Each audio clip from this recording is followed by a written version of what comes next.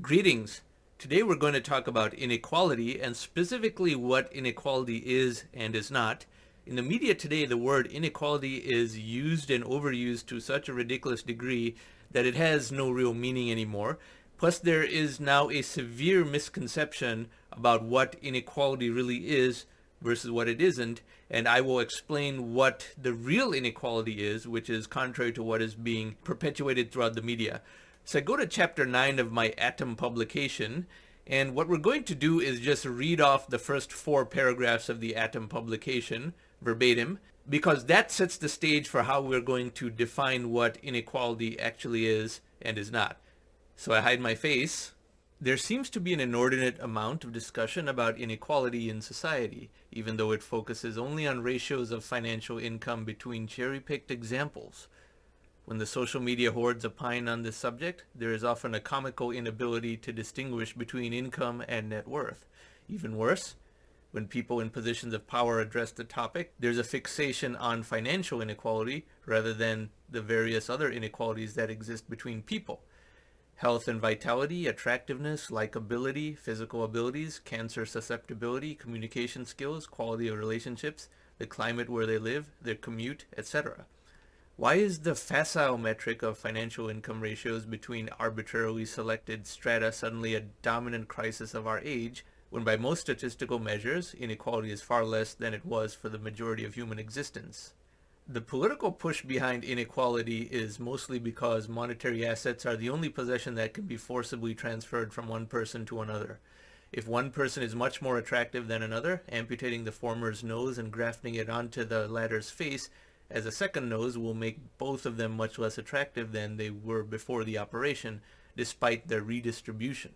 Sadly, the process of forcible wealth redistribution destroys wealth and social values with much the same effect.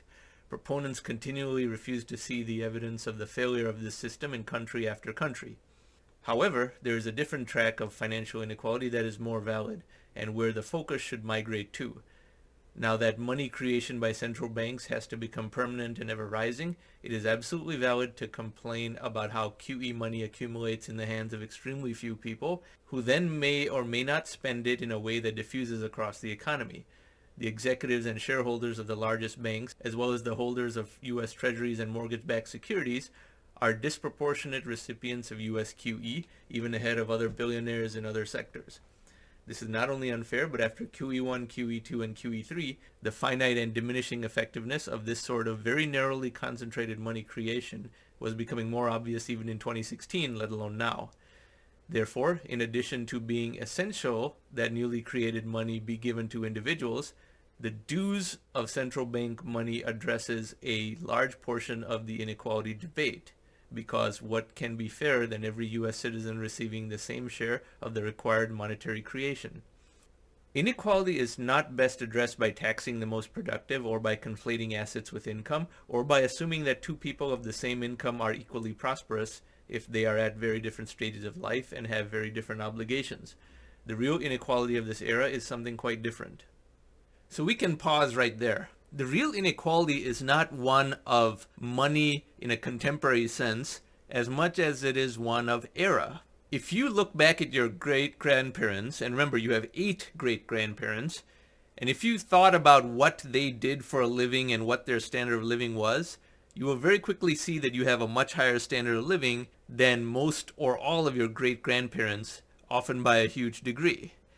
Sure, some people may have anecdotes about how their great-grandfather was someone of very high importance, but that is, of course, anecdotal and a very cherry-picked metric. You have to consider all of your great-grandparents, all 8 of them, and most of your great-grandmothers were housewives. There is very little chance that any of them were doing anything other than having children and raising them.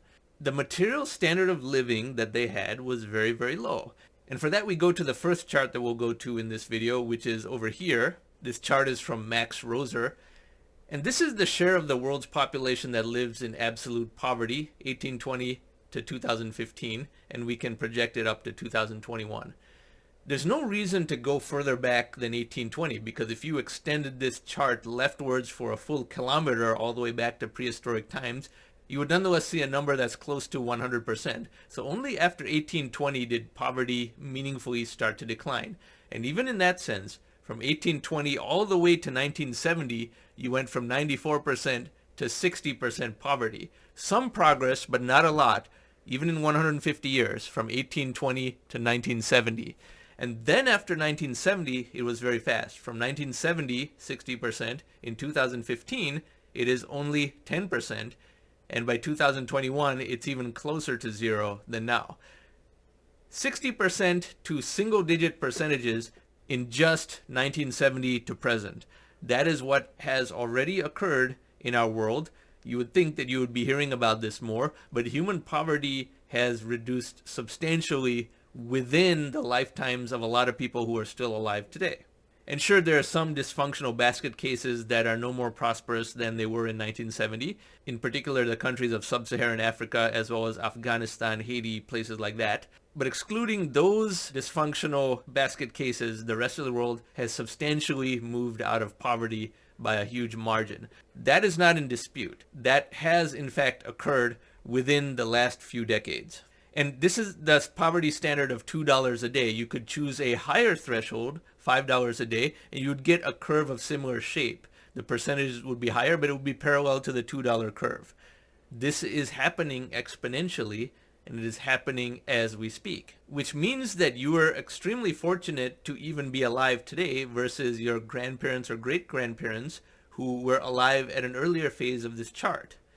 They lived in a world of much more poverty, and they themselves probably were poor as well. And we can illustrate that point by going to a similar chart that takes a longer time frame and projects the exponential growth of economic progress a little bit further as well. So we go there. I speak about the exponential rate of economic progress in more detail in this video up here in this card, but I borrow a chart from that video to discuss what we're discussing right now.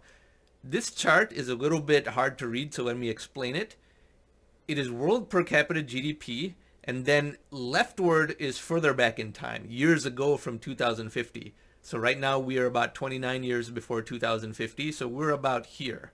100 years before 2050 is 1950, 200 years is 1850, and so forth, all the way up to 550 years before 2050, which was the year 1500. And just like the prior chart, you could extend this chart leftward for 100 meters or more, all the way to prehistoric time, then you would get a flat line. Even though there was an exponential trend present, it was too weak in those early stages to amount to anything. Therefore, the chart is only meaningful in starting from 1500 onwards.